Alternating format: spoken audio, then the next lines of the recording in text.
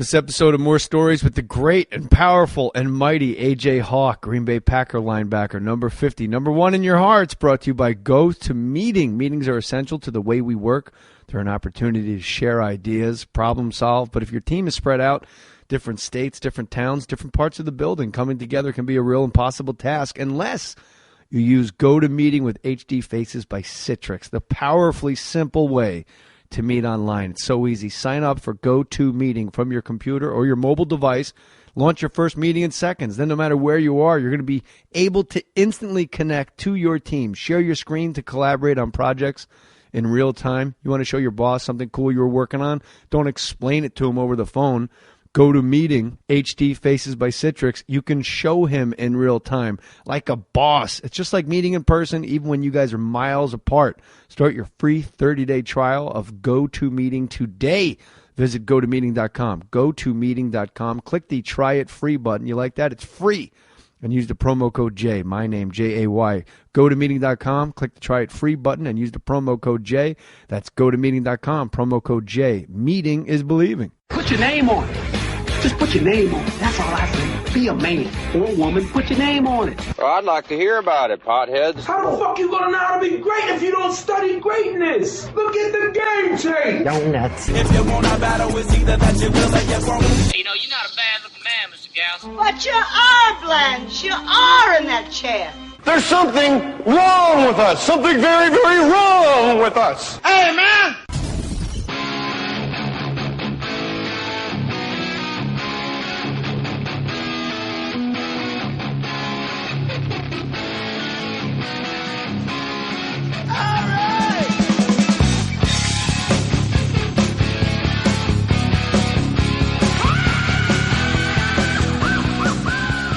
Yes, more stories. I think it's 2:15. AJ Hawk, Green Bay Packers linebacker, in the house. But maybe to a lot of you, more importantly, Ohio State alum.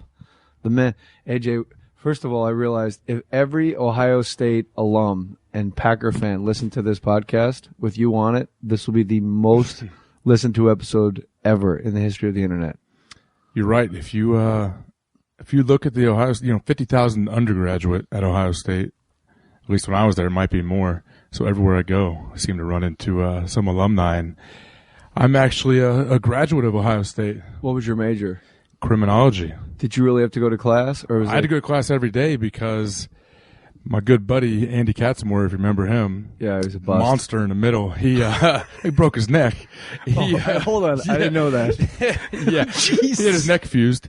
Jesus. Not everybody knows Andy that. Katzenmoyer, I'm so sorry. I didn't know you broke your neck. I thought he was a washout like your boy Vernon Golston. Oh, jeez. He broke his neck after like his second year, had it fused, tried to come back, and just couldn't do it. Poor Andy. I'm sorry. No, Andy. he's good. I But feel terrible. I tell people, Andy, if people remember, like the Sports Illustrated cover of him before his senior year, it said like Ohio State's #1 with an asterisk if Andy makes the grades, and he had to go take a bunch of summer classes to try to become eligible, and he ended up becoming eligible. But I tell people he's the reason they check every one of our classes now at Ohio State. Why? They He did. was like a slacker? He didn't want to go to class?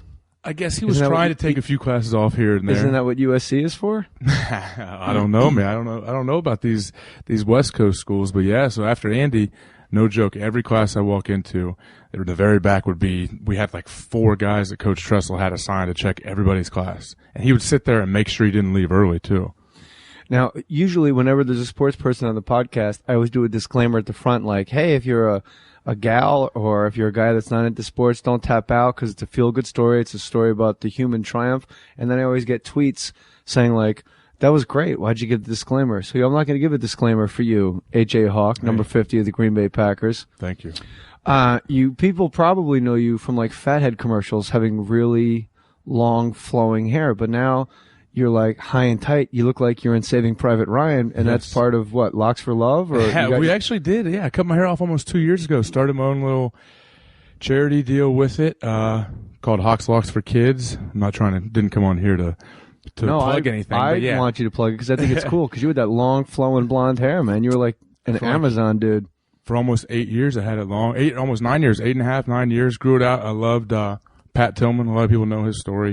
Left the NFL, went over, was killed in Afghanistan. Love that guy. So my linebacker buddies and I kind of grew it out for kind of in honor of him senior year, and then just chopped it off about a year and a half ago. And my wife is the one, I can't claim it. She gave me the idea. She said, you got to do something with it. Don't just cut it. So we started our whole thing.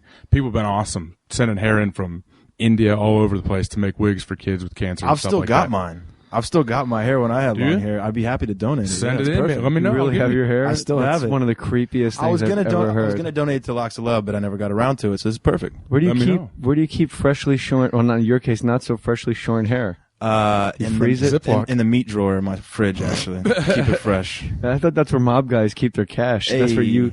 Somebody breaks into your house, they go for your cash, they pull out a brown ponytail. That's the creepiest thing in the world. Gross.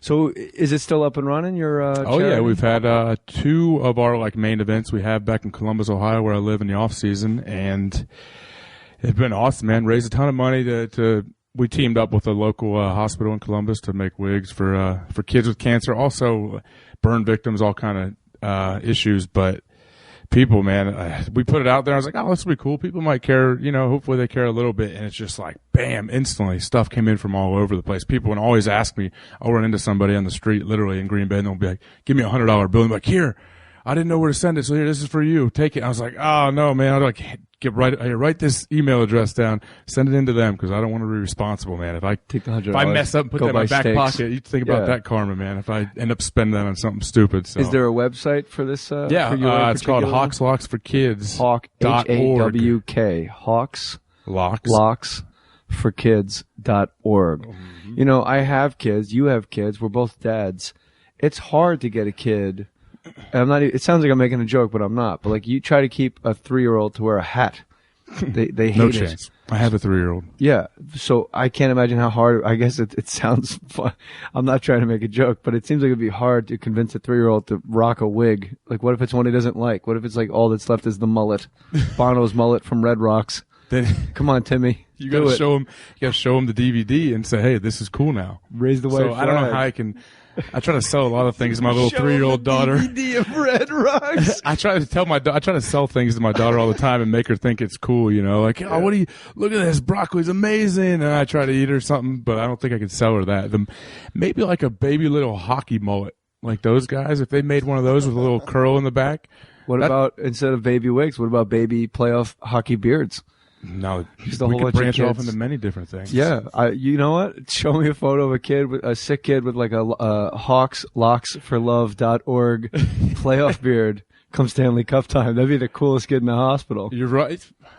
Man, I had no idea we were even talking about my whole charity deal. Now we're branching off into avenues I never even thought about. Welcome to Mohr Stories, AJ Hawk. I might be looking you up in June to MC my event too, man. I'm always looking for different people. I'm in right away. I'm serious. I'm telling you, look at me. I'm serious. This is on record. Don't worry, we'll fly you out first class. Whoever you want to come, we'll use our whole budget to bring you in, just so you can MC it. Pay me in wig hair. Hey, whatever you want. I'll bring. Man. You know what? Columbus, I'll Ohio. bring Maddie's hair out of his meat drawer in his refrigerator. There you go. And I'll auction it off to the Warriors out there that listen to J Mohr Sports.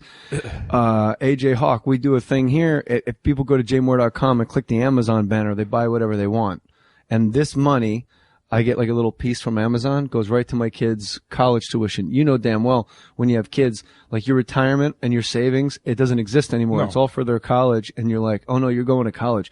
So I have 2 boys, and if you buy something at Amazon, click through jmohr.com. Instead of having Amazon up on your, what these are called up here, toolbar, what do you call that? Bookmarks. Bookmarks. God, browser. We go through this every week, and I apologize. It is a toolbar on the top, which includes your bookmarks. People correct me all the time. But it's, all podcasts have Amazon links now, but mine actually go to a kid's education, and maybe he could be like AJ Hawk and go to the Ohio State University. That would be beautiful. I would dig it. I ask my daughter all the time. She can speak somewhat as a 3-year-old. And I say, her name is Lennon. I'll say, Lennon, where are you going to college? She said, Ohio State.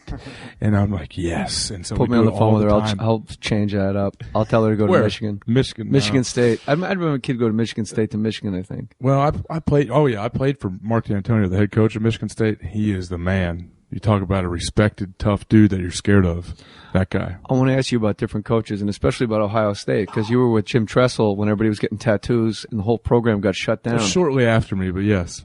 But it's a weird thing to me because I have a very strong opinion pro Ohio State in this case, and I think the listeners will dig it. Go to jmohr.com, click the Amazon banner, buy whatever the hell you want, and I will read what you bought on the air, making you a star to, I don't know, you and your buddies that listen to the show. John Polchinski, Plasinski, Plockinski, Plasinski. He writes, "Hey, man, this is John from Racine, Wisconsin." Look at that. We got a Wisconsin guy already, right for AJ Hawk.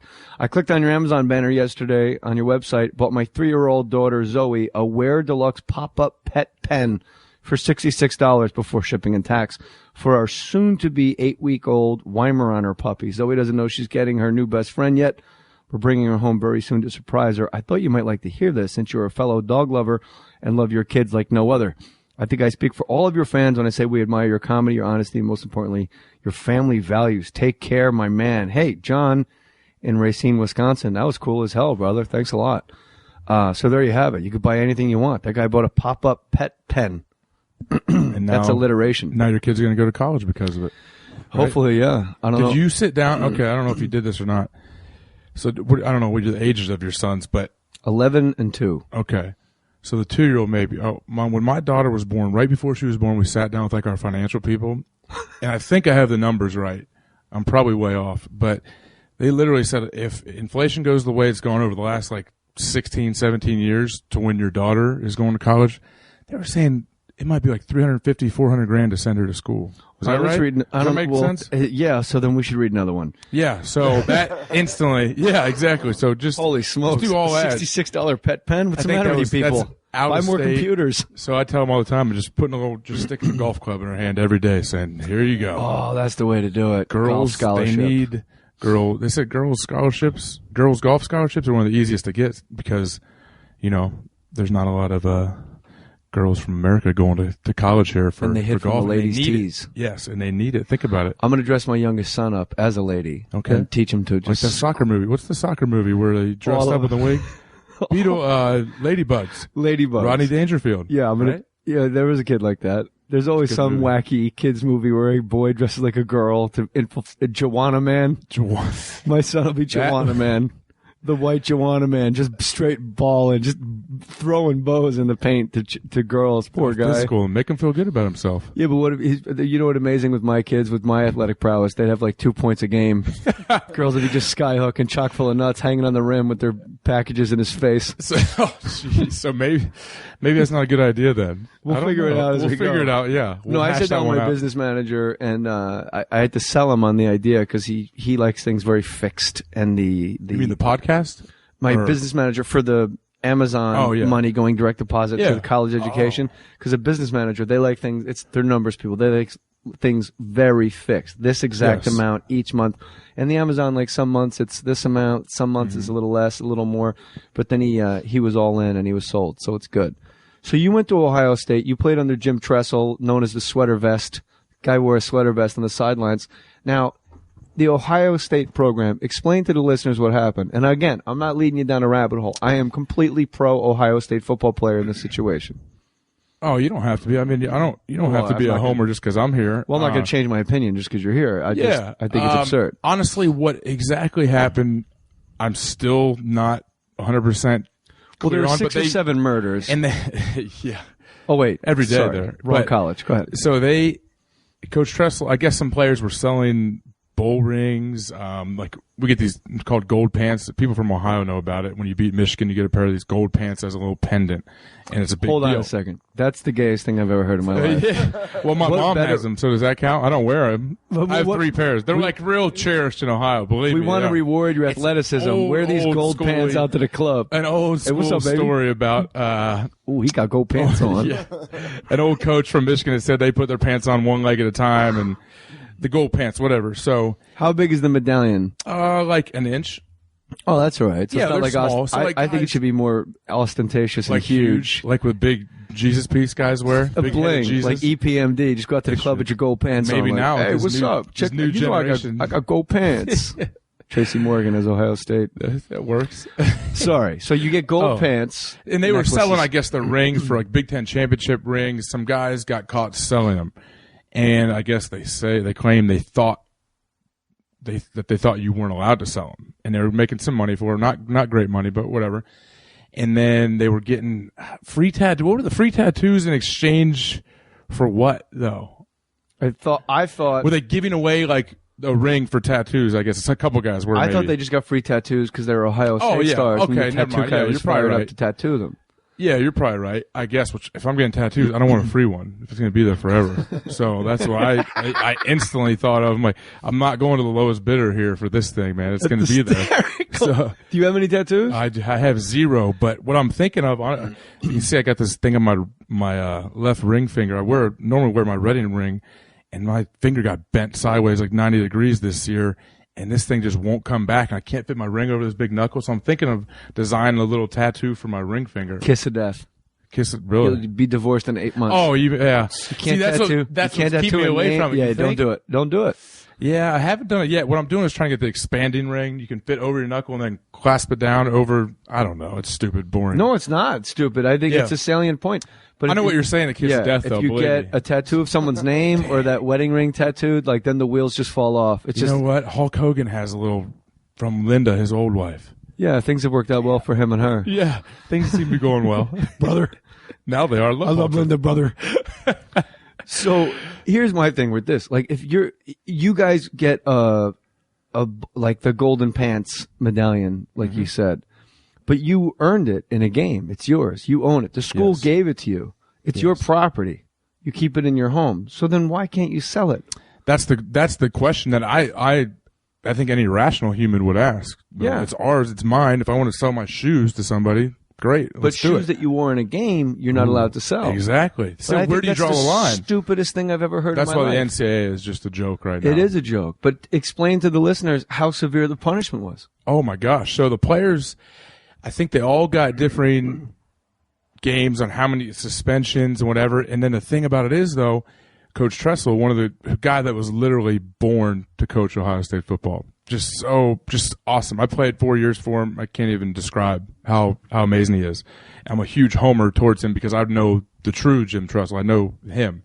But he kind of got attached to Terrell Pryor, the quarterback, who was caught up in that whole mess, the tattoos and everything. And he stuck with him, and he stood by his side the whole time because he's that good of a guy. He just kind of attached himself, I should say, to someone that he should have distanced himself from. But he had some, if anyone saw that 30 for 30 on Maurice Clarett, I don't know if there's a big story about them together when Coach Tressel's second year. I came in with Maurice Clarett, so I saw a lot of things happen while I was there. Like what? I mean, I watched that. Did any of you guys watch the 30 for 30? Okay, so it's out, and it reminded me, we were in the same recruiting class, so I watched Maurice the whole Clarett, a fantastic Ohio State running back. Oh, man. We won the national championship my freshman year. Not so good in the pros, but in college, his whole story will tell it. He said he was an addict, alcoholic, and all this stuff, and that's kind of what derailed his whole NFL career. But I mean, I didn't see anything. Honestly, first day, people always, every day in the league, almost teammates of mine will come up and be like, "Oh man, Ohio State, yeah man, how much money you get paid while you play?" And the whole joke, the biggest joke that everyone says, "Oh man, you took a pay cut to come to the league." I'm like, "All right, no, I didn't. Thank you." But the thing is, I literally never saw any of it. And these are guys around me. My good buddy Troy Smith got suspended for 2 games, I think, when I was there, and it's almost like college was such a blur to me. It went by so fast. I forgot about a lot of that stuff that happened. But I never saw anything like that happen because I feel like those guys, these leeches, these lawyers that come and offer guys money or cars, hey, you can use my car. I feel like they only kind of come after guys they know are a sure thing and aren't going to tell on them. And they never came to me because they probably knew I was too scared, just a shy little kid, scared to death of doing anything wrong. So I wouldn't talk to anybody. I just never said a word my whole college life, basically. So I literally never saw anything. No one believes me. I understand that. No, if you say it, they'll believe you. Yeah, that's what's great about a podcast, AJ. This is the place where everyone listening has the exact same senses and sensibilities as me and the guest. If you say right now, like straight up, like you're sitting in my house telling me this, then 250,000 people are just going to go, okay, we can just take that off the table. I'm telling you the truth. But Jim Tressel, I think if I read between the lines, head coach of Ohio State at the time when you were there, Jim Tressel, with Terrell Pryor getting benefits, we'll just leave it loosely like that. Who knows what it was, yeah. But he lost his job over it. For sure, yeah. He was forced to resign, so yeah, he got fired. But did he lose his job? He didn't. Look, let's call a spade a spade. He didn't lose his job because he didn't distance himself from Terrell Pryor. He lost his job because he lied to the investigators about whether or not he knew what Terrell Pryor was doing.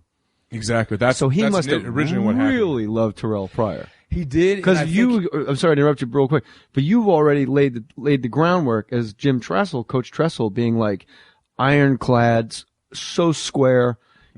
He's the guy that just straightened you out. He was born to coach Ohio State football. So then why would he put his entire career on the line? He still hasn't gotten a job again. Who the hell cares about Terrell Pryor if you're going to lose your job and your credibility? Oh, I agree with you. I honestly don't know. I literally think, because I know how he is. I think his whole mindset is, I'm going to protect my players at all costs. And I think he explains it a little bit in that 30 for 30. And I've had dinner with him since he's been gone and everything. With Coach Tressel. Yeah. And he basically said in that 30 for 30 thing in an interview, what he lied about, I guess, he got an email about some possible drug activity, a drug deal or someone selling drugs, and Terrell's name was mentioned in it, and he didn't, I guess, report that to the NCAA. I think he reached out to a detective or someone he knows, and he wanted to make sure his players weren't caught up in some drug deal gone bad or whatever. I could be, I'm sure I'm way off, but it's something to do with that. Well, so he felt like he was off. Who's on? I mean, you're 4-year Ohio State. Yeah, but this is all, I was gone in the league at the time, so I didn't know everything that went on, and I got a terrible memory. I have 2 kids. I've been chasing them around all the time. How many concussions? 0. Really? 0 concussion. Well done, sir. Knock on your nice table here. There you go. Knock on the wood. I've been very lucky, man. I was just born with a titanium head and nose. If you look at his nose, man, this thing, my nose has never officially been broken either, even though I had this big old chunk on the front and all these scars on it too. So it's like a Peyton Manning-esque. Yeah, man. Nose. And believe me, my helmet comes down, just boom, blasts my nose since I've been like 6 years old. It just kills it. And never been broken. No, because it's like a piece of concrete in there. It's ridiculous. So, years and years of my helmet hitting it. So those criminology classes just toughened you up. That's right, man. I took that honestly to become a cop, and I still would like to do that one day, but I'm in the process of explaining that to my wife. I want to circle back around to you wanting to become a cop, but Coach Tressel, I mean, Andy Katzenmoyer, he's all over him to make sure he goes to class, but yet he wasn't there with Coach Tressel. Oh. He was with John Cooper. Coach Tressel came in. So my first year at Ohio State was 2002. That's the year we won the national championship. That was Coach Tressel's second season there. Katzenmoyer was gone like 99 or around there, 2000. Oh, okay. But Tressel was the guy, because of Katzenmoyer's grades, that made sure all you guys went to class. Yeah, and more like, not even Coach Tressel definitely cared that we went and checked on everything, but it was more the people around the school, I don't know, whoever you want to call them, the AD. Everyone's like, hey, we can't have a mess like that again that gets us national exposure for bad things, right, for guys not going to class. So, therefore, they couldn't even help us with simple things like, we actually got screwed just because I felt like we were almost discriminated against as athletes. A lot of teachers I went in didn't like me instantly because they assumed I was an arrogant, didn't want to work hard student. And I wasn't going to class either way. I always went to class, no matter what. Like I said, I was scared to death. I'm just a shy little idiot in college. I just sit in class and do all my work. That's just what I NFL middle linebacker. I'm a shy little idiot. This guy can crush all of us in this room with his eyelashes. I'm saying I was. I still am to some extent. But so yeah, man. I mean, so teachers literally, like from day one, they would just some teachers would just have it out for you. They just wouldn't want to. They wouldn't want to deal with you because they would assume that you're like maybe 1 or 2 players they've had in the past that didn't want to work for it and they wanted to slide by. That seems like a double-edged sword for the teacher, because that would drive some athletes further from wanting to do good in that class because they're being picked on, whereas guys like you, it worked because you wanted to prove the teacher wrong. But if I'm like Maurice Claret, as you said, or I don't know, we said Terrell Pryor's name 50 times already, but if you go to class and like you're holding on by the skin of your teeth academically, and the teacher's really riding the rails on you, like really giving you a hard time, you're going to be like, you know what? I don't need this. This is stupid. Exactly. I'll get somebody to take a test for me. 100%. That's why a lot of guys don't graduate right now, because how the schedule works out, you get done with school, like, say, December 20th. You go play a bowl game. So you have that whole winter break. You play a bowl game January 1st, let's say. and say you're a senior, those guys leave right away. They drop out of school and they go work out like in Florida, California, these so-called gurus that get you ready for the combine, and they're like 15 hours short of a degree. Luckily, the NFL draft combine for the non-sports. Yeah, my bad. I'm sorry. No, don't worry about it. But so guys do that, and I know all my buddies were like, oh, you graduate, and they're all, most of them like, I got 4 classes to go. I was like, and the farther you get away from it, the harder it is to go back. Exactly. And the only way they're gonna try to get a school they're gonna try to donate enough money to a school to give them a degree, so you can say you have one. Honorary doctorate. They don't do that anymore. That's the thing. So I was lucky enough to where I stayed in school and I was like, well, why do I need to go somewhere and work out? I got the greatest facilities at Ohio State, had a really good strength coaches, and stayed, luckily, found a way to graduate. It seems Red Auerbach had a great quote, don't ever make rules because one day you'll have to enforce them. And it seems like with Jim Tressel, he became like a victim of that. Like, you do have to have double standards. Like when John Wooden was coaching UCLA and Lou Alcindor's late, you know what? The guy's 7'2". He's like the most miraculous athlete anyone has ever seen, let alone in Westwood. You kind of got to let the guy be late. You got to let him have an afro. You got to let Bill Walton have facial hair. You can't have like these clear-cut rules sometimes because there's guys, especially in football, they just beat to their own drummer, walk to the beat of their own drummer. They're out there. For sure. You need those guys. Look at Jimmy Johnson says that. They were interviewing him for something, and he was talking about how one of his players fell asleep in a meeting, some guy. I guess he was the guy that didn't really play a whole lot, and Jimmy just walked back and cut him in the middle of the room. He might have fell asleep or was late, and they said, what if Troy Aikman fell asleep? Jimmy's like, I'd go wake him up and say, hey, here you go, Troy. Come on, you need some water? And he said, of course, there's no way I'm cutting Troy Aikman. Yeah, there's double standards. He's Troy. Yeah. So I was like, yeah, that's true. Jim Tressel, is there like a stain on him? Why hasn't he taken another head coaching job? I think he had some restrictions. He couldn't take a college job. Dan Byer knows the exact 5 years, right? 5 years. 5 years. He couldn't take a college job, so he actually works for Akron now. Him and his wife live there. Acura, like the car? Akron. Oh, Akron, sorry. The Zips. He's not a coach, though. He's in front office doing some student affairs type thing, and he acts like he loves it, but that's just because he's awesome guy. But I know he wants to be on the sidelines again. But he was with the Colts for a little bit. They brought him in to be like a game day type up in the box coach. I think he'd be an amazing NFL coach. I think he should go in, try to be a quarterback coach. If Coach Tressel, he's one of the few college guys that could go to the NFL. Why didn't he coach the Browns? They haven't hired a coach yet. I literally, a couple weeks ago, I did an interview. I said, throw his name in the hat. It'd be awesome. Yeah. Why not? Jim Tressel coaches the Browns. They draft Johnny Manziel, and then they get like, Marquise Lee late, whatever wide receiver falls late. They work on the offense. Browns will be up and running. Where did you grow up? Who was your favorite team growing up? I grew up little town called Centerville, Ohio, suburb of Dayton, just north of Cincinnati. So I was a Bengals fan. Ickey Woods, Boomer Esiason. Ickey, Boomer's my man too. Love Boomer. So growing up in Ohio, going to Ohio State, that's like the end all be all. Like that's the dream come true, right? 100%. I did more than playing for the Bengals or playing for the Browns. Yeah. I mean, anyone that lives in Ohio knows Ohio State's kind of the thing. And I grew up not even like a diehard Ohio State fan. I loved them, but I looked at it like I look at like anything that, like meeting Brad Pitt, or in your case Tom Cruise, but you worked with him, where like that'd be awesome. Yeah, it's not a reality. It's never going to happen. And that's how I looked at Ohio State. Every player there, in my mind, I was thinking, man, like those guys literally were. I think I've said on your J Mohr Sports with you. I think I've said like those guys were it was like Tom Cruise sitting on the sidelines there. This guy's Mike Doss, Matt Wilhelm, all these players there were celebrities to me, and I thought it was never an option. So I was lucky. I squeaked out a scholarship offer and then got there, and luckily was on some good teams. So when you're in high school and you're getting these recruiting letters from other colleges, when that Ohio State letter comes in the mail, you see that letterhead on the envelope, is it just like, oh, it's on, like Ray Poupon, game over? Yes. It wasn't even a question for me. What were other schools? Like, real quick, did that letter come later than others? Later, yeah, it was very late. So what were some schools that sent you letters first? Well, I mean, I wasn't like really highly recruited in high school, and I ended up getting hurt my senior year. Luckily, I'd already committed to Ohio State like a month before. But I would say I was recruited, but more like MAC schools. I was going to go to Miami of Ohio. My brother was 2 years older than me, played quarterback. He went there. Ben Roethlisberger came in with Ben Roethlisberger. My brother played quarterback together. Yeah. So then my brother transferred to Ohio University because Ben obviously stepped in and played amazing. But like Miami of Ohio, the MAC, and then maybe like I don't even think Pitt gave me an offer. They were kind of interested. And then what happened was Penn State offered me. They offered me a scholarship going into my senior year. Linebacker you. Yeah, and that was like a really big deal for me. So I was like, yeah, let's do it. Sign me up, And that's because I didn't even think Ohio State was on the radar.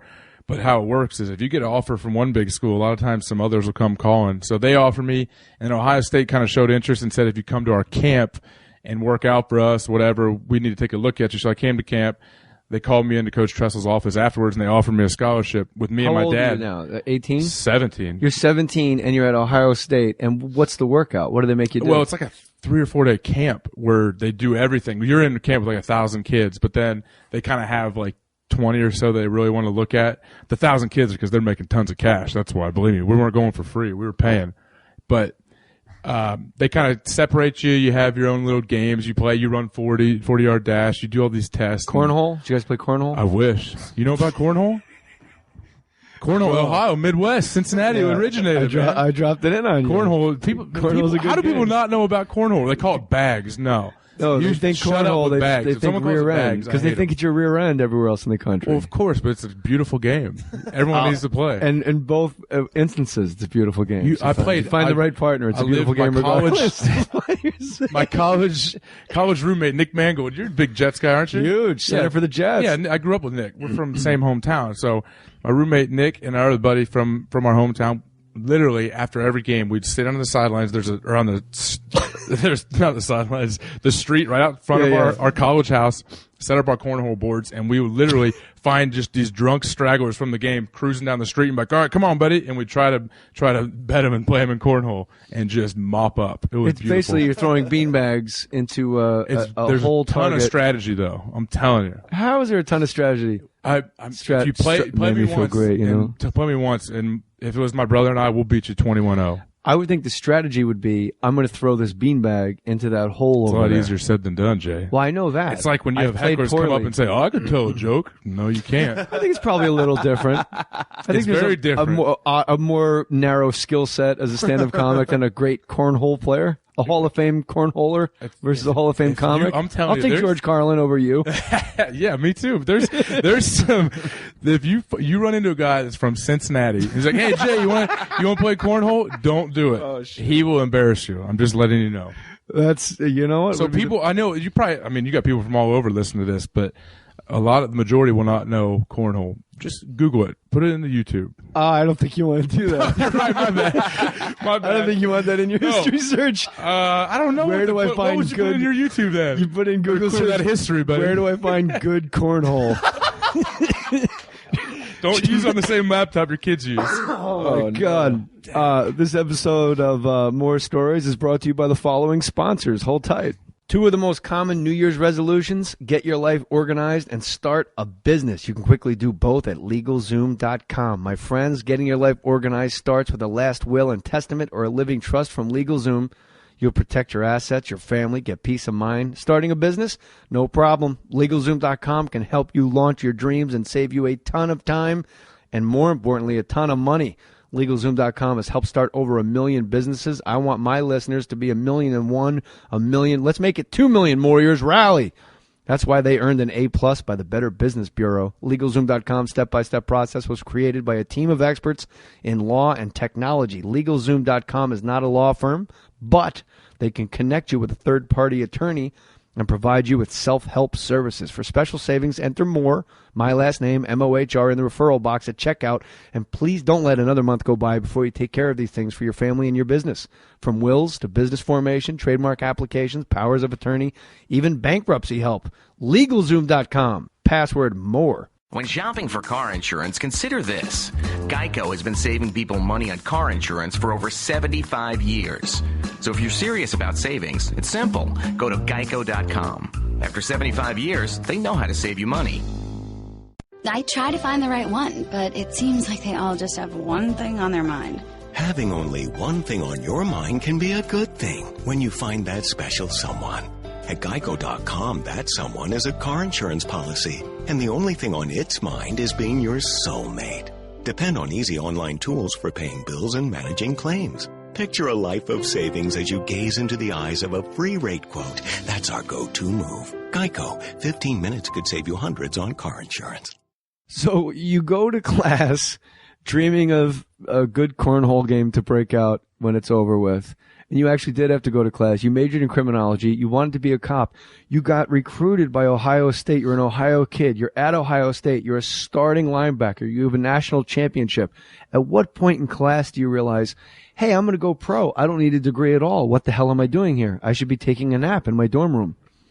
Well, I would have loved to have been taking a nap, but I knew it wasn't really an option. But I never really thought of that. When I really realized I think that I could possibly play in the NFL was shortly after my junior year, a couple of days or so after I turned 21. My birthday was January 6th. I turned 21 right after our season. We had like 10 of us went to Vegas. So I was like literally about to go to Vegas with all my buddies, and someone like called me. I forget if my coaches or someone's like, hey, we need to know if you're coming back for your senior year or not. I was like, what?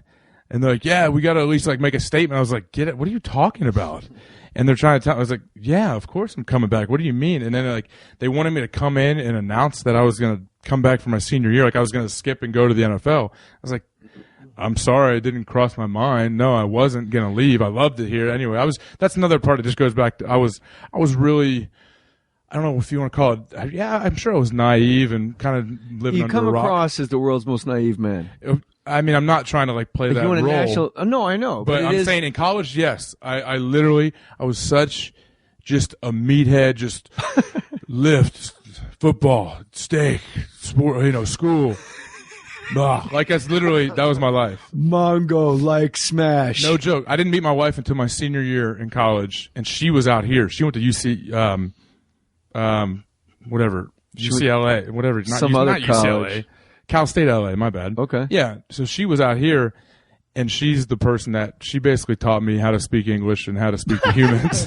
No joke. Like I was straight caveman when I met her. Preaching to the choir. Still am a caveman, but I wouldn't be able to think about doing this if this was 7 years ago. Like, talking on a mic to talk to the guy from Jerry Maguire. No chance. I'm not doing that. How weird is it after a game when all the reporters come in and you're just standing there like butt-ass naked and there's people sticking mics in your faces? I'm just my eighth year in the league, and I've never understood it. I always say, can we please have like a media room? Because they say they give you like this 10-minute cool-down period. That's like a rule in the NFL after a game.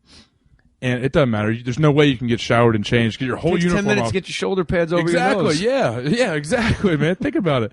And so they always catch, and then like, so you'll be literally I put towels over my head, put like 5 towels on. I'm walking to my locker. I'm like, all right, man. Especially in away games, and it's really cramped in the locker room.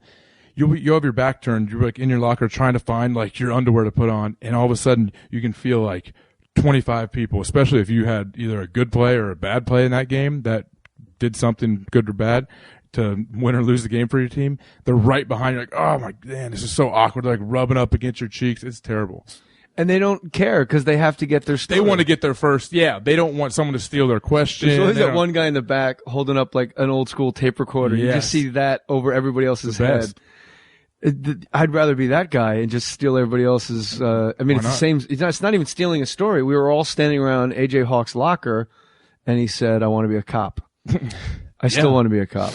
Yeah. And so Warren Sapp, I thought, had the best trick. He would sit there butt naked with a big lip of chew in his mouth and put a towel down in front of where he was sitting. And spit in it? And just spit on the towel, which was like a foot from his feet. So he would get more aggressive if he didn't like the way it was going. So the reporters had to keep backing up. That's awesome, from man. the enraged Warren Sapp. See, Warren Sapp's a lot more intimidating than myself. I mean, I'm like the same size as those reporters, so they're not scared of me, but Warren, I will say this, AJ Hawk. I was very surprised when you came through the gate and came up my front lawn. You're not like, Kyle Turley's a buddy of mine. Like, you're kind of like you're kind of like Wayne Corbett sized. You're like regular sized big. I am, yeah, man. And I'm even smaller now than I used to be, so. What's the secret to you having so many tackles and these ferocious hits and staying healthy? Like, if you're not like, because guys, I'm not saying this is a detriment to you. It's just guys in the NFL are just other level enormous and crazy looking.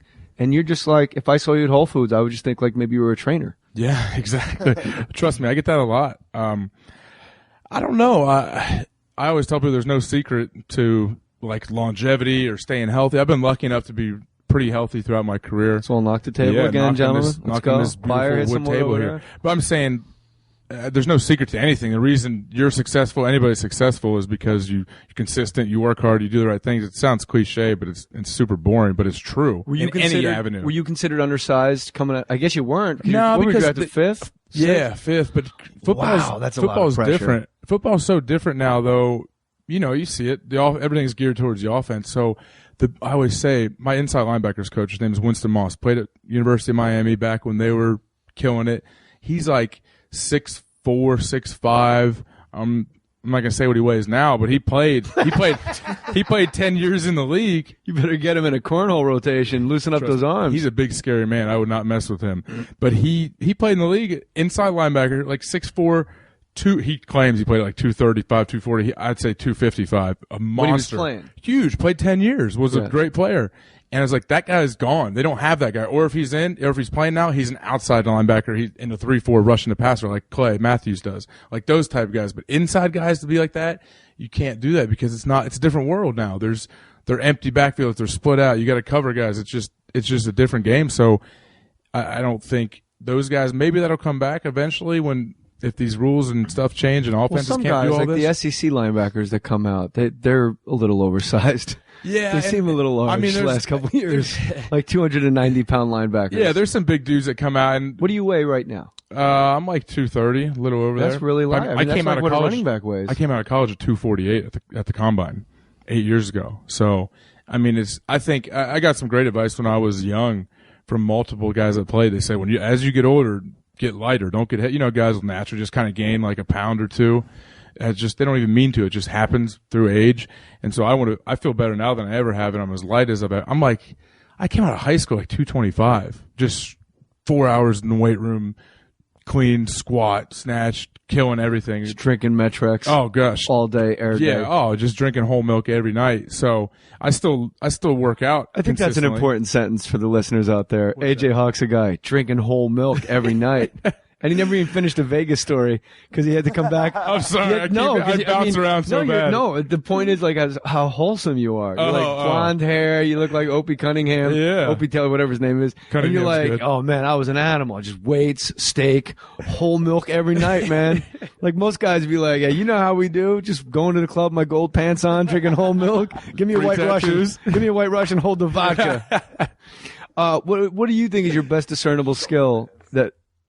Like, on the field? Is it speed? Is it tenacity? Is it vision? Geez. Like a lot of people don't realize that aren't football fans. Like when you play linebacker, you know this obviously, but like you got to see. It's like playing chess. You got to think 3-4 moves ahead, and you one step, half a step even plays over. You're done. You're smoked. Yeah, I think instincts and vision are a big thing. I think at least for myself, and I think as I get older, I'm getting better at that. Like even this year, I felt like I've seen certain plays that would normally have got me. They run like a bootleg or something, and it might not look like it to the average anyone watching, but me and like my linebacker coach, like, man, you saw that quick. Stuff like that, where I feel like my instincts and vision are getting better as I get older, and if I can just keep my body feeling good, I feel like I can play for a long time, and I really want to.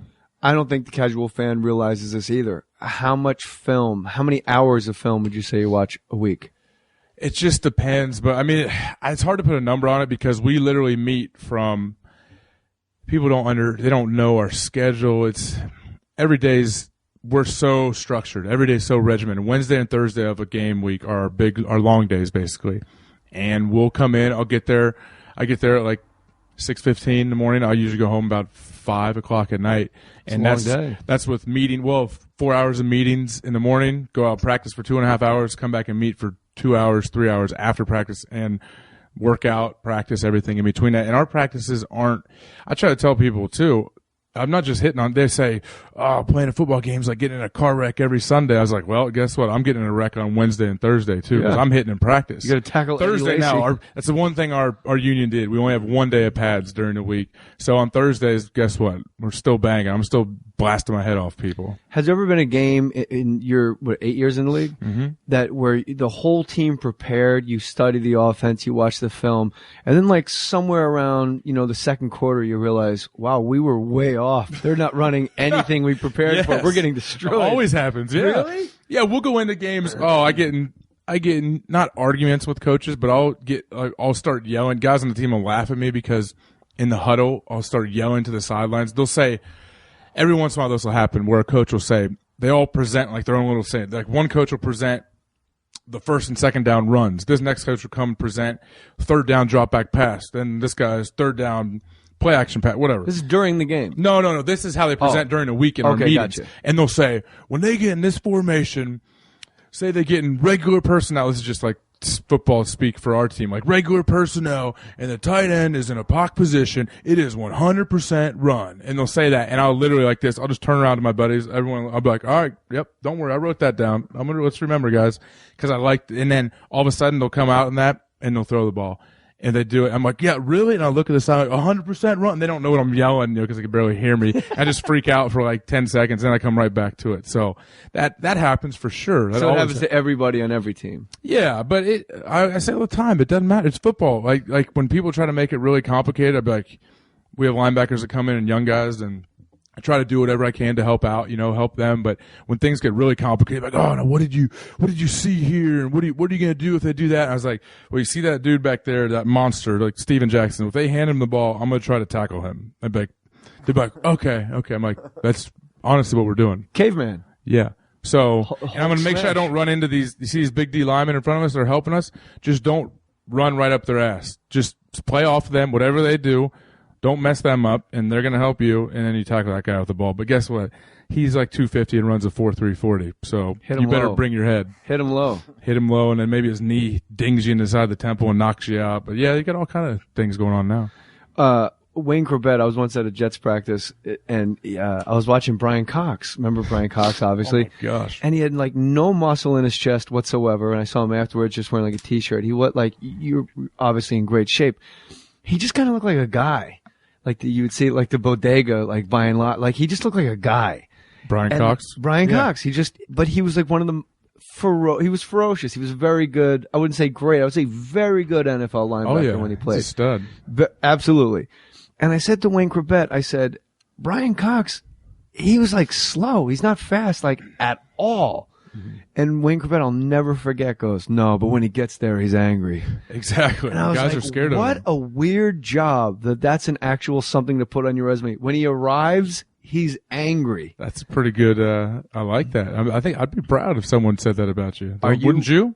Yeah, but are you angry at the point of contact, or are you just all business? Are you ever just like trying to just destroy people? Yeah, of course. Not all the time, because every once in a while I have moments where you just black out and you just go crazy and you're an idiot, and then you miss the tackle and stupid things happen. So you got to find a way to like rein that in sometimes, but sometimes it's good. I think it happens more in practice for me than even games. Like at the end of a long practice and training camp, that's when guys get in big fights and the whole team will start brawling, stuff like that. Who's the guy in the NFL that you just take sublime pleasure in tackling well? Oh man, that's a great question. Thanks. We're out of time. This has been Mohr Stories with no. What most guys say on my radio show? What? They fucking love tackling Tom Brady. Because there's a sound he makes. There's probably 11 people we've had on J Mohr Sports. He makes these odd sounds of like, he's apoplectic. Like, you're not supposed to tackle me. Like, really? don't you know the rules? Yeah, like, he's like above it. He is. Not a crybaby, but just like, what are you doing, man? Why you quit it? Yeah, I can see that. See, those guys are lucky. I've only played against Tom once or twice, and I haven't gotten to him. Maybe twice I played him. Gotten near him. But is there a guy you've just lit up and just to this day you're like, man, that was great. Something about that guy. It was just good to light him up. And if you want to take it out down the line because you think it'll cause bulletin board material, we'll take it. No. I don't. See, I played 2 years with Brett Favre. I came in and played with Brett, and honestly, the one it has nothing to do with hitting him. I didn't get to hit Brett. I would have loved to, but. Why? I love playing against him. It's like hitting your teammate. It's like hitting your brother. Well, no, I mean, when he went to the Vikings. He went to the Vikings. Okay. I was lucky enough Brett came to Lambeau the year we won the Super Bowl, and I got a pick off of Brett, and he got an interception. I was like, I don't really keep anything. I don't have any of my memorabilia or anything. It's somewhere in my dad's closet. I just ship everything home. I clean out my locker like every 5 months. And I ship everything to my dad. Like, hey, I'm gonna get this later. I send him like old gloves. All cleats, the neighbors think your dad's a hoarder. Oh yeah, and my mom hates me, and she hates that he's really accepted. He's like, oh, I love this stuff. But I'm confused how you picked off your own teammate. He was on Minnesota. Not in the Super Bowl. No, it was the year we won the Super Bowl in Super Bowl 45. Whatever the Packers won the Super Bowl. Yeah, I'm sorry. I don't know why I'm jumping around. Oh, I was the king of. I was at NFL Network today, and I got all those topics jumbled in my head. But no. But yeah, so that year he played for the Vikings, threw me a ball, lucky enough to catch it. Our equipment guy got me the ball, and I was like, yeah, I was like, I'm keeping this one, and I got Brett to sign it, so he signed it for me. So I was like, I'm doing it. It's happening. It took like 4 months. I got it. So that's the one thing that I'm going to have like somewhere in my house. Tom Segura, a friend of mine, very good comic, said when he played football in high school in Florida, guys would run for like 2 yards, and they would just stand up and go, charge after the game. Like, they wouldn't even do anything of substance. They would just talk shit nonstop. Are there guys in the NFL that you can name that just will do so? Like, Santonio Holmes will get like a first down. The Jets will be down like 49-3 to the Bengals. He catches a first down in the fourth quarter. Drop the ball and does that weird ball drop. I can know Santonio as well. He's in my recruiting class. I know, but he's a dick. I'm sorry. I don't care if he's one of your buddies or not, but he'll get cut. I'll tell you that much. $10 million a year for Liz. He's making up injuries. Liz Frank injuries. He's got that. That's a bad. He had. I heard of Anne Frank. I never heard of Liz Frank. Sounds like a George Wallace routine. What? Liz Frank. I heard of Anne Frank. I'll be thinking. Who's a guy that does something in the NFL and you're just like, bro, it's a 4-yard run. Dial it back a million. Yeah, I'm trying to think of specific guys that do that. I mean, one of the guys who's famous for that is Ray Lewis. You know, Ray, every tackle he made he won the Super Bowl basically and got up and, you know, I mean, watch Ray, like, I love the guys who are the greatest ever. But you weren't on the field at the same time. No, but I watch guys. Who's the guy you I get to you play wrap against? Up and you're just like, man, I want to think of some specifics for you. There's always it's always receivers where it'll be 1st and 10 and they'll catch a ball for like 6 yards and they'll freak out, go crazy and like shimmy and dance. And like you said, drop the ball and we'll literally we'll seriously look at each other like and even like, are you serious, bro? Really? I'm like, it's like the first quarter. It's like 7 minutes to go in the first quarter and you're shimmying for a 6-yard gain. I was like, I don't know. I disagree. You don't shimmy? I don't know. That's the problem. My linebacker coach, he's been telling me since I got there, he's like, you gotta come up with a signature. You need a signature. Oh no. And I was Your signature is that you drink whole milk to put muscle on. I literally. You're like something out of the natural. This is amazing. Yeah, How many career touchdowns? You must have taken 0 touchdowns. Really? No. That's gotta bother you. It's unbelievable.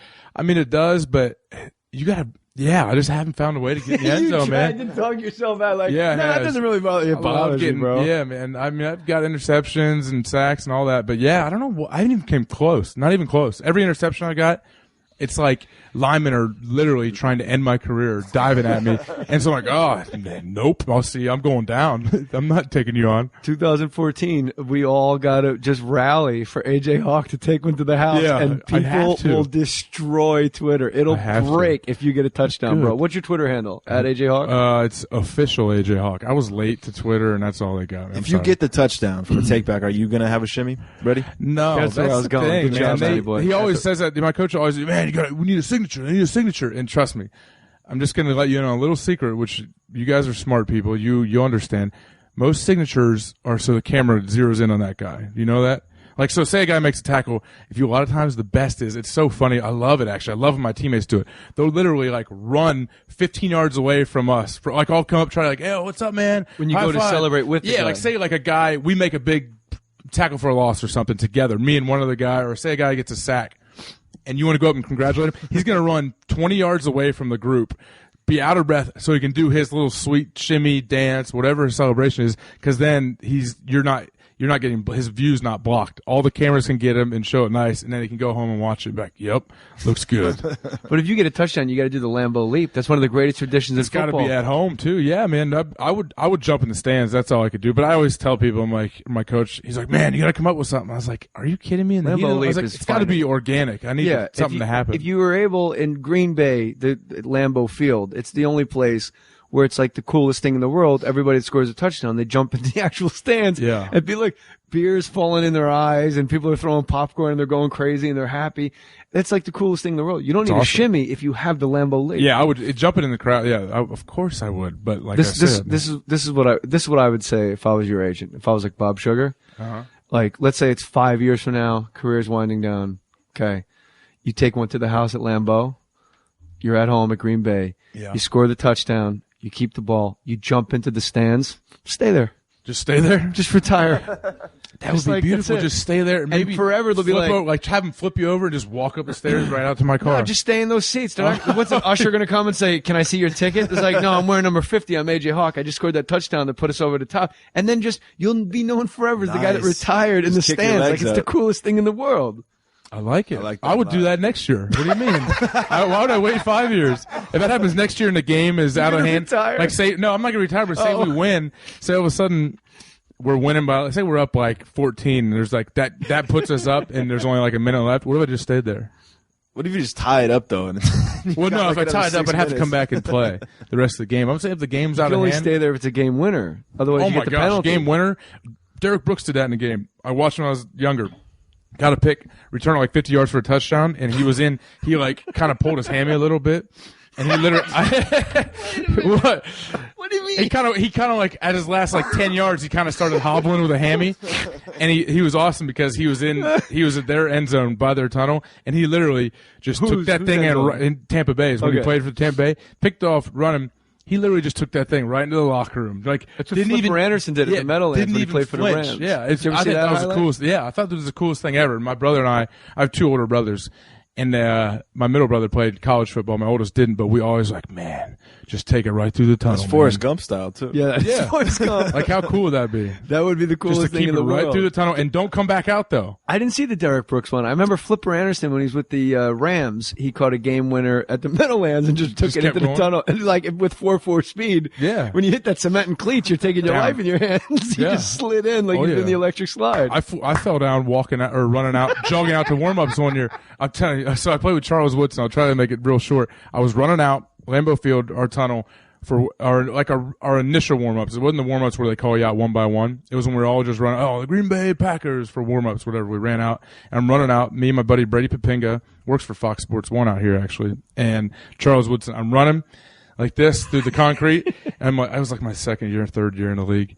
And there's like a grate between that goes from the concrete to the field, like a grate. I'm like, all right. And I was just so stupid. My cleat hit it, and literally I went sideways, completely down, blasted my elbow, everything. I was like, oh no. I'm like trying to get up, and it hurt bad. I'm like, I got up and I was like, oh no, here we go. And I just got up. My one buddy's trying to pick me up. Brady's like, all right, come on, man, we got you. And Charles Woodson, he's the coolest guy in the world, comes strolling by me and goes, ain't nothing hurt but his pride. He just kept on going. Oh, that's the coolest. I was like, damn, Charles, that was pretty profound. Yeah, former defensive player of the year. Charles is the man. Coolest guy alive. Who's the greatest middle linebacker ever? Ooh, see, that's very hard to say. Not really. You just say it and then it happens. I don't know. Who do you think? I mean, give me 4. Oh gosh, that's a lot. And don't say Ditka or like weird people. Don't go back to like weird old school guys with leather helmets. I don't know enough old school guys to tell you. It's got to be modern era. Like modern era. Okay. I will say that you got to agree with me. Football is the one. Like baseball, you go, hey, Walter Johnson won 300 games. He was the big train like back in the 1900s. You don't know, but it's still 300 wins. Do you know what I mean? And like Ty Cobb at 400. Yeah. Yeah. They didn't let blacks play, and it was the biggest scandal in the history of sports ever to exclude an entire race of people from playing. So the numbers are a little skewed. Very skewed. But the numbers are the numbers. And football isn't really a numbers driven sport. Mm-hmm. So everything is subjective. So I will say when you're, tackling guys that had like carpentry jobs in the off season, I don't think that really holds up as much as other sports. Yeah. Okay. So modern inside era. back, middle backers. I mean, obviously Ray Lewis is up there. I mean, might be the best ever. A ton of respect for him. A guy that I loved, I looked up to, and I played him my rookie year against him, Zach Thomas. Remember Zach Thomas? Yeah, I think he's unheralded. I mean, he was a fun dude. Always a fun interview whenever I talked to him, too. Oh, did you? Yeah. You've seen Zach Thomas's arms? Yeah, they're huge. And he played with Larry Izzo, who was an inch shorter than Zach Thomas. It looked like Barney Rubble and Barney Rubble's little brother. Yeah. And I asked them, what's the best trash talk you heard? And they were, when Larry Izzo actually got to play linebacker, but he's always a special teams guy. They go, hey, 54, what's that, your height? Really? 5'4" in his jersey. That's awesome. But he didn't remember who said it. Somebody just blasted it out. See, that's one of those you hear, you're like, touche, man. Yeah. Good one. I like it. Zach Thomas was great. I love Zach Thomas. Didn't look like he should be that fast, and he's a great dolphin. One of the great dolphins. Yeah. Rockhead, he was like my arm idol. I would sit there, me and my brothers, just biceps and shoulders all day long. I want to be like Zach Thomas. My arm, I want to be like Zach Thomas. I don't have a chance to get my arms as big as Zach. I've been trying. I just turned 30. Just get that juice going. Why don't you start doing some steroids for yourself? I mean, everybody else is doing it, aren't they? I don't know. You tell me. No, that's the thing. People think like people that don't know football, they're like, oh, 90% of the league's on steroids. I'm like, what are you talking about? There's sometimes I get tested 3 times in a week, like for steroids. Now, HGH, human growth hormone, I think that is rampant because we don't have a test. So I think, like I tell people all the time, if there's not a test, guys are going to do it. They claim we came to an agreement like a year and a half ago that they're going to test for it. Can I quote you on that? What? When I promote this podcast, can I tweet, I think HGH is rampant? Yeah, I've said it multiple times public. Yeah. I don't want to air you out. I don't want to give any percentages because I don't know. No, it's all speculation. It's of course. Yeah, but of course, I mean, what about weed? I would think if I was a defensive back, I would blaze. Come on, I would blaze all day, every day. See, that's another thing that What a great job high is a corner in the NFL. Just take an interception to the house. You want to talk about shimmying? Holy Why is it only smokes. DBs? Why is it only DBs? No, I'm sure the skill positions, as they call it. Yes, the skill positions. I wouldn't. Here's why I say DBs, because I wouldn't want to be a lineman high and just have my fist in the dirt and another guy smashing me every play. With a defensive back, there's always a little space, and then you get to react to something. Yes. Whereas like a lineman, every play, crash. Yeah, I mean, crash. I don't know if guys are under the influence while playing. Practice maybe. Not, I wouldn't say games, but yeah, that's another thing that they test for, but they don't want to catch people. It's like the NBA. Like, NBA, they got to be the most. They don't high. test. They don't even. John Stewart said, "Why test at all? It takes a lot of discipline to get up at noon and shoot hoops every third day." Yeah. So yeah, I mean, I don't know. It's a different world out here on that view. So you haven't thought about the HGH and the roid? No, I've been trying to get my dad on HGH for a long time though. He's been. It's like every day. My dad's like, me and Maddie. It's not illegal. You can go to a doctor and get it.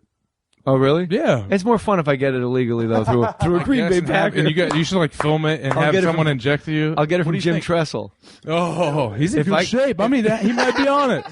That might be his secret. He's got big old arms. He used to decline bench in our room on a hammer strength machine, and we'd be like, "You guys see Coach? He's got 3 plates on there. I'm telling you, he's a strong little dude. He's only like 5'6". Nothing's weirder. Sweater vest with nothing under it though, just guns.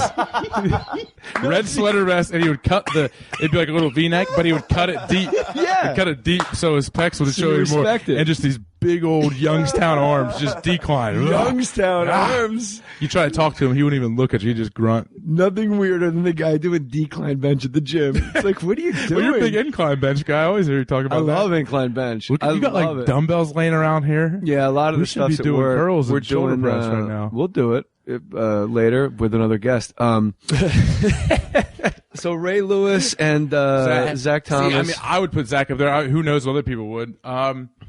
Urlacher, I think, is up there too. He's a Hall of Famer for sure. Urlacher, I just got to play golf with him this past summer in Lake Tahoe. Awesome guy, really good golfer too. A ton of respect for him. I mean, there's so many of them. I don't know. When you say Ray Lewis, because he's my favorite player ever. Oh, so you're pretty upset with me saying something about him celebrating after tackles? No, I don't give a shit at all. He can do whatever he wants. No. I just like the product on the field. When I watch it, and I say it on the radio show all the time, when you're watching sports, you're watching a show. Yeah. And when I watch the Ravens, I'm a Jets fan. That's a poor show.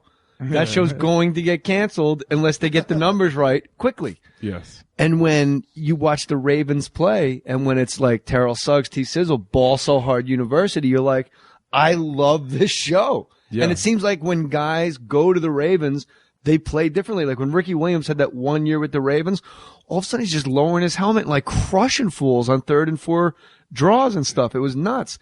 But Ray Lewis, I met at a corporate gig for Reebok a long time ago, and he was like super, super Christian, super soft-spoken, and he got a jersey and he signed it for my son. And we sat and we like talked about the Bible, and he didn't have to put on a show. It was just him and I in a green room waiting to go do, like, I was going to do stand up and he was going to present like somebody an award. Yeah. And I was like, everyone thinks this guy killed somebody. Yeah. And he's like calm. And then you see him on the field and it's like, is there a guy, are you the guy? Is there a guy, because you know this about Ray Lewis, he was the glue. He held it, like when I was on Saturday Night Live, Phil Hartman was the glue. Mm-hmm. You couldn't do anything. Phil Hartman was the guy in every single sketch. He could be the warden. Speaking of Ray Lewis, he could be, you know, the school teacher. Like every sketch, you know, Phil Hartman was the glue. He was the guy. Like, who's the guy? Because when Ray Lewis left the Ravens, all of a sudden you go, wow, maybe he was better than we thought. He wasn't aging because they went downhill quick on that side of the ball. Yeah. Who's the guy in the Packers is that guy? I mean, it's Aaron Rodgers. I mean, he has to. I think if you're just like Tom Brady is. I like the way he plays linebacker too. Great safety, great corner, great defensive. Yeah, I mean, you don't have. If you're trying to say as a defensive guy, no. If it's Aaron Rodgers, it's Aaron Rodgers. because I mean, the team goes as your quarterback goes usually when he's the franchise guy. Double check. Yeah. He just came actually to Columbus and visited this past weekend and stayed with us, and it was so funny because have you seen the commercials where he's dressed in a fat suit? Yeah. Oh my gosh. So we're sitting there watching TV and you know, we were watching and like those stupid commercials come on and he gets so embarrassed and so mad at me. He should be embarrassed because he's already making quarterback money. Exactly. Yeah. Like have a linebacker do that. But the normal ones where he comes on and he's not dressed in this fat suit, like he's like, okay. And then all of a sudden like that one came on and I'd already seen it before and he's like, oh God.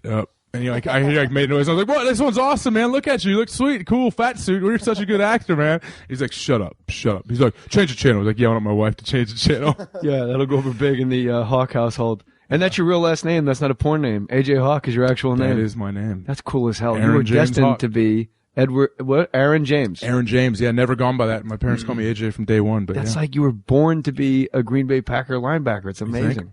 My son's name is Hendrix Hawk. Hendrix Nighthawk. Hendrix Nighthawk. K-N-I. He's going to sell pot. Oh, damn. Yeah. Really? No, I don't know. Well, maybe by the time he's 18, it's going to be viewed a lot differently than now, right? No, it's a great name. Hendrix Nighthawk? Nighthawk. And so I make my daughter call him Nighthawk. And she's Lennon, like, hey, where's Lennon's brother? name? Lennon Noel. She was born December 4th. You're disappointed. No, she was born Lennon on Christmas, McCartney. and we had her first name. We had her name, John Lennon. If you can't tell, we're into like the music theme. So yeah, whenever but how did you miss McCartney as a middle name? It's the whole we catalog. missed It's Lennon and McCartney. We can change it. All right. Can I change it? Yeah. Legally? You're damn straight you can. Yeah. You own that child. You can do It's whatever I yours. want. Your name's probably not even Jay Mohr. It's probably John stage name. Ferguson Mohr. I was born, Ferguson is my mom's maiden name, and then when I got married, I took my wife's name as an extra middle name, John Ferguson Cox Mohr. She took my name and confusing. only seemed to write, not really. Well, you're a good guy. That's why. Well, why not? Why not? Okay. Yeah, you're right. So she was born, it was our first kid. She was born December 4th, and they're like, hey, what's the middle name? We're like, I don't know. Who knows? And then my wife and I are both big fans of Christmas, and we're like, Noel, N-O-E-L. I like it. You seem to not like it. Oh, I like it, but I'm saying it's like, and when compared to Hendrix Nighthawk. So when my son before my son was born, it's Step Brothers. You know, Step Brothers. You can call me Dragon. You can call me Nighthawk. Oh, snap! That's what it's from. Because really? Yeah, because that's your favorite movie. My favorite all-time movie. I think, yeah, and so Will Ferrell and John C. Reilly, my wife's. Are we allowed to have a good time? Yeah, my wife's. He's holding the bagel in his hand or whatever. Yeah. My wife's cousin, who I'm great friends with, was hanging out before when my wife was pregnant, and he's like, "What's the middle name?" I was like, "I don't know." We were coming up. I wanted to name him Geronimo because I was a big fan of Native Americans, or Tecumseh, some kind of sweet Hendrix Native Geronimo Hawk. I wanted that. My wife just felt like it was too long, and so her cousin was like, "You got to do Night." It's too American. Really? Yeah. But her cousin said, you got to do Night. I was like, really? He's like, Nighthawk, man. And that was the Step Brothers. We'd watched it recently. I was like, yes. So I took it to my wife, and she's like, are you serious? I was like, hey, with a K, though, not just N-I-G-H-E, K-N-I-G-H-E. Like Knight Rider. Yeah, exactly. Yeah, so, we're not crazy people. We know how. We planned it. He said, hey, my name's Hendrix. He said, but you can call me Nighthawk. I love That's what he's going to do. Do you want more kids? Yeah. Oh, yeah. You're a great dad. Every time I talk to you on the phone, either I got my kid or you have your kids, and we're just juggling life. Well, you text me, the best is you text me, don't ring the doorbell. I was like, you read my mind, man. You know how mad I get? So my kids are on a strict nap schedule and strict 7 p.m. bedtime. That's what they do. That's how they function best. And myself. Me too. And my wife, And these idiots from UPS and FedEx just ring my doorbell, man. Like they literally, I put a sign up, do not ring the doorbell. Just set the thing down. Don't even knock. Like if you just give me a tiny little baby knock on the door if you want. And these guys just ring the doorbell. And we got a new house to where it's like the doorbell's tied into the speakers in the house, right into the room. Boom. Kids are up. Nope. No nap today for you guys. And so I just freak out when that happens.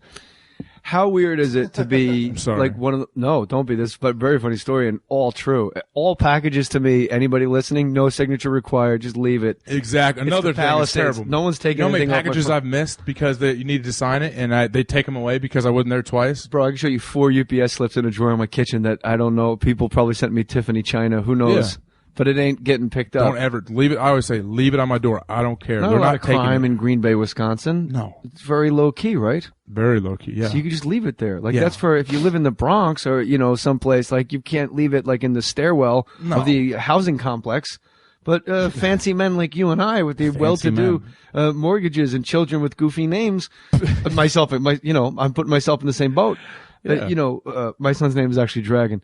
Ooh, and beautiful. I like it. Dragon. Stole it. That was going to be my third. Dragon, Tecumseh. Geronimo. Custer, Cox. No, we switched it. More Cox. Ooh. Yes. Just in case he wants to go into point at a later date.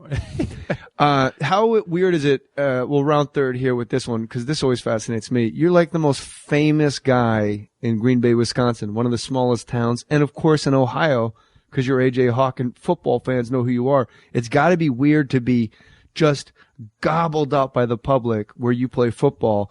But if you get on a train and go to Philadelphia and go to the mall, no one has any idea who you are. No chance, yeah. Especially with short hair. It's awesome. I think a lot of guys really do thrive on that.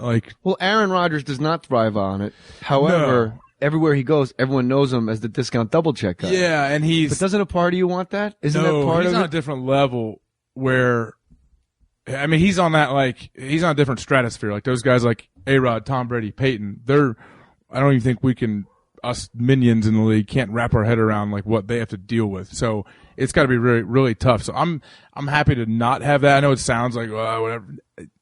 I mean, I try to look at it like when I was a kid, like I played in the NFL. Like, how the hell did that happen, first of all? And I'm still there. I've been 8 years in. I never thought I'd get this far. So whatever. I try to enjoy what's happening right now and not, like, want that. I know I've heard someone say one of the, like, not low level, like, old school rappers that wasn't, like, really famous anymore. He's like, man, I don't want Jay-Z's life. He got so much to deal with, man. That's terrible. Look at him. He can't even go outside. And they're like, yeah, right. He's got $1 billion. What do you mean? You want to be that guy? Yeah, I'd love to have Aaron's contract, but I'm not a quarterback. I don't, Well, that brings me to my next question. How weird is it that everybody knows how much money you make? Yeah, I think that part is I don't like that. And why did the players union never let that go through? Like, why isn't that private? Players union. We're the only sports league without guaranteed contracts. Our contracts aren't real contracts. It is absurd. So, but yeah, I agree. Like, it makes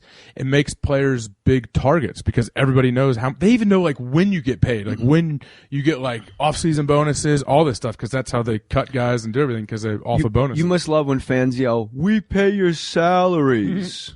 No, in Green Bay, they say, "We own you," because, our team's owned by the shareholders, and we own you. Okay. All right. But they probably don't say it often because you guys win a lot. No, people in Green Bay are a different breed, man. They're literally, I'm not being a homer, they're the nicest people I've ever been around in my life. The whole state of Wisconsin. I'm looking at WalterFootball.com, 2014 NFL mock draft. Okay. Ooh. Green Bay Packers picking 21st. Rashid Hageman, defensive end from Minnesota. Okay. And it says Packers spent last year's first-round pick on defensive lineman. That doesn't mean Ted Thompson won't double dip there. Pick change. Previously, C.J. Mosley, inside linebacker. A.J. Hawk not getting any younger. Oh, I'm not. When you read stuff like that, or do you ever read stuff like that? No, Ever? I don't read stuff, especially like a mock draft. But no, I think I get asked What if the Packers draft C.J. Mosley? I honestly I'll be fine. I don't feel like threatened. I mean, I've played it long enough where there's been guys drafted in my position. What if C.J. Mosley's a champion cornhole player? Then I'll be his partner. Then we'll be great. I'll mop up on the cornhole field and the football field. What do you mean? He'll be my partner. Who gets drafted? No, I mean, you can't. If you get caught up in that, man, do you have any idea how? I'm sure like you'd go crazy. You drive yourself nuts if you worried about. I've played with a lot of teammates that have like had like Google alerts on themselves. I'm like, especially now. I was like, and so I don't read. I literally read nothing. Like I'll get something. I've said it before. My dad told me when I was like a little kid, hey, don't ever get too high or too low, whether someone says something good or bad about you, like in the press or whatever. And I'm, all right, whatever. And now I understand what he's saying.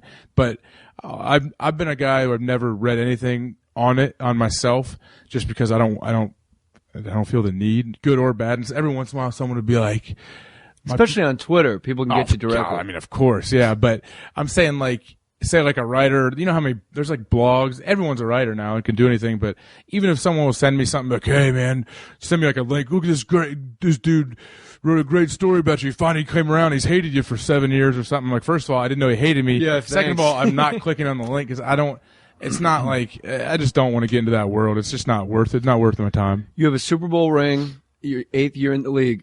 That's the thing, you play for the ring. That's, if anybody like Dan Marino that says like, no, it doesn't bother me, they're lying, right? Yeah, I mean, I'm sure it bothers I'm not saying him. you're calling Dan Marino a liar. No, I'm just saying if you retire and you never won a Super Bowl ring and you're like, hey man, it doesn't matter, it fucking matters. Yeah, I mean, you want it, and it matters now, even like watching those games on Sunday. Like that still hurts watching that, knowing I'm not playing right now. Like my wife even said, she's like, man, I just sometimes just makes me mad watching these teams celebrate. And she's like, I should be you guys. I'm like, yeah, I know, man. We can't. Someone's got to win. Aaron got hurt. Yeah, and way to go, Aaron. But I think winning it honestly made it worse for me because that year was so magical and everything happened. We won. I was like, we've been there, and people have asked me, especially the media, will say, "Is you guys' motivation level not there anymore because you won a ring?" I was like, no, I think it's higher because we know what it's like to be there and to win. You're like, this was awesome, man. Yeah, let's do it again. And so now every year that it doesn't happen, it's that much more disappointing. I know you're going to say no, but I'm going to put you on the spot. Yeah, okay. 8 years in the league, I would assume you have at least 4 years left of your level of football. That'd be nice. What you are accustomed to. Does a guy like you, AJ Hawk, do you start going, wow, if I keep up this rate of tackles per year, I will be on a Hall of Fame ballot and I'll get a lot of votes? No, because I know that's not very realistic to think. Why? What are you talking about? Why is that not realistic? No one goes to the Hall of Fame for numbers of tackles made. They go to Hall of Fame for being great linebackers. Well, yeah, I know what you're saying, but no, I believe. Are you as good as Harry Carson? No. No? No. I mean, you have time. I haven't left watched to go. game film on him, but yeah, you got a bunch of tackles. Let me show you. I pulled up Harry Carson's game film right here. I want you to watch. This will be riveting. But so no, you're telling me guys don't go to guys don't go to the Hall of Fame because of numbers? You said not because of numbers of tackles, sacks, yeah, interceptions, yeah, not tackles. There's a lot of guys in the Hall of Fame because of tackles. Tackles are really weird too, with how the league counts tackles a certain way and the team counts tackles a certain way. So the league never gives you nearly as much as you really get. How many times you been an All Pro? None. Oh yeah, you ain't going to the Hall of Fame. Exactly. Hashtag official AJ Hawk. Hashtag HOF. Or you know what might be more fun? Hashtag cornhole. Yeah. Official AJ Hawk. Hashtag cornhole. This isn't live, is it? No. Or is it? No. You put it up soon? This won't be out till midway through next season, AJ. I'm going to put this out at your Hall of Fame induction situation. Speech. Do you think you're a better middle linebacker than Zach Thomas? No. I do. No way. I swear to God I do. Dan Byer. Okay. You can have it, Zach Thomas or AJ Hawk. No joke. Who do you take? Zach Thomas is pretty good. Oh, no. I'll tell you what. AJ doesn't get enough credit for what he's done really the last 4 years. When you came in as a top Dan Byer is the pick, update anchor on J Mohr Sports, and he got Maddie's mic now, and he's going loose here. There was so much expectations for him in that spot. And I know that there was some flack early on. Clay comes in. Everybody loves Clay, the hair, the sack man. This guy's played really good football the last 4 or 5 years. And I know that the people in Green Bay and Packers. Well, that doesn't make him. He's played 8 years. That doesn't make him feel good. No, but when that's like you've been a good comic 15 years, JJ. No, but what I'm saying is this: he comes into the league as a top 5 pick where there's pressure. Okay, so now he's got to live up to this standard. So people say, well, he didn't play up to a top 5 pick, And all of a sudden, Clay Matthews comes in as a late first rounder and gets sacks, as he was just talking about. But, I mean, he's healthy. Okay. I mean, he's been very solid in the middle. Are you drunk? No, I'm just saying. I've never heard you talk like this before. Like super slow and like plodding to this odd. To wake up your kids. This is a bizarre cul-de-sac you drove into. Plus, I know AJ from college. I mean, and plus, Clay Matthews doesn't stay healthy. AJ stays healthy. Yeah. And how have you not made a Pro Bowl? I mean, I did the year we won the Super Bowl. I was like, I got named as an alternate or whatever. Does that count? Yeah, I mean, it counts. Oh yeah, I got paid for it. Really? What was your bonus for that? I don't know exactly. I don't want to give you. We were locked out afterwards because I would have played in it, but we were in the Super Bowl. So you'd rather have Zach Thomas than AJ Hawk, Dan Byer? Yes. Yes or no? Yes or no? Good. Yes or no? Yeah. Sorry. Zach Thomas. And Zach Thomas could buy. Good. He could buy a ticket to the Hall of Fame. He was really good. He's not a Hall of Fame player. I think Zach is definitely up for consideration. Yeah. Is he on the bubble? Because if you're on the bubble, you're probably not in though. Yeah.